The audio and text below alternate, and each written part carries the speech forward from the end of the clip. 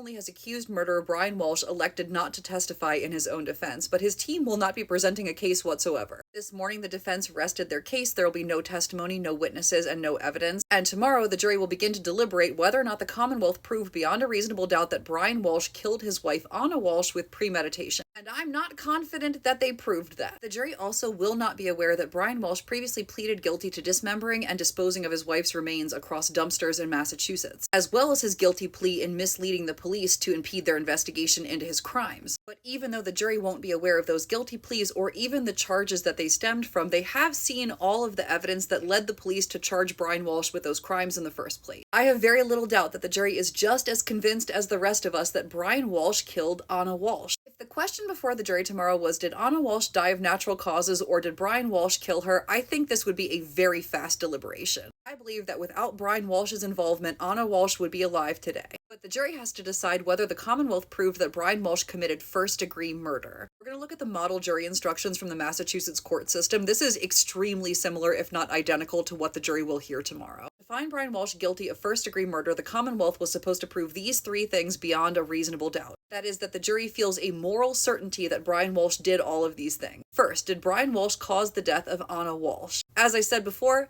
I think this is pretty black and white. I don't think anybody else had the opportunity. The defense presented zero evidence of any alternative theory to what could have happened to Anna. They brought up in opening statements that maybe it could be this sudden death thing, but they never actually connected sudden death to Anna Walshe. If they wanted to do that, Brian Walshe would have had to testify that he came upon her already deceased. And beyond all of that, there is all of the circumstantial evidence as well as the consciousness of guilt evidence. That is to say that no innocent person would do what Brian Walshe did and dismember their loved one after coming across a natural death. But elements 2 and 3 are a little bit trickier. Did the Commonwealth prove that Brian Walshe intended to kill Anna Walshe? Let me play devil's advocate in the mind of the jury. Don't get mad at me. Can I imagine a world where Brian Walshe did not intend to kill Anna, but still hurt her, and it resulted in her death? Unfortunately, yes, I can imagine that, and that means to me, this hasn't been proven beyond a reasonable doubt. The jury is not going to be made of 12 people like me. Don't get mad at me, I'm literally just speaking my truth. I am so scared. Well, let's talk about the real question. Did the Commonwealth prove that Brian Walshe committed the killing with deliberate premeditation? That is, he decided to kill after a period of reflection. These are the more detailed instructions, and the jury will hear these. The third element is that the defendant committed the killing with deliberate premeditation. That is, he decided to kill after a period of reflection. This is sometimes called the cooling off period. Deliberate premeditation does not require any particular length of time of reflection. A decision to kill may be formed over a period of days, hours, or even a few seconds. The key is the sequence of the thought process. First, the consideration whether to kill. Second, the decision to kill. And third, the killing arising from the decision. There is no deliberate premeditation where the action is taken so quickly that a defendant takes no time to reflect on the action and then decides to do it. If Anna looked Brian in the face and said, "Look, I'm leaving you, I'm taking the kids, I'm grabbing my coat, grabbing my keys, I'm walking out the door," and in that split second, Brian intended to kill her and killed her, that would not be deliberate premeditation and it would not be first-degree murder.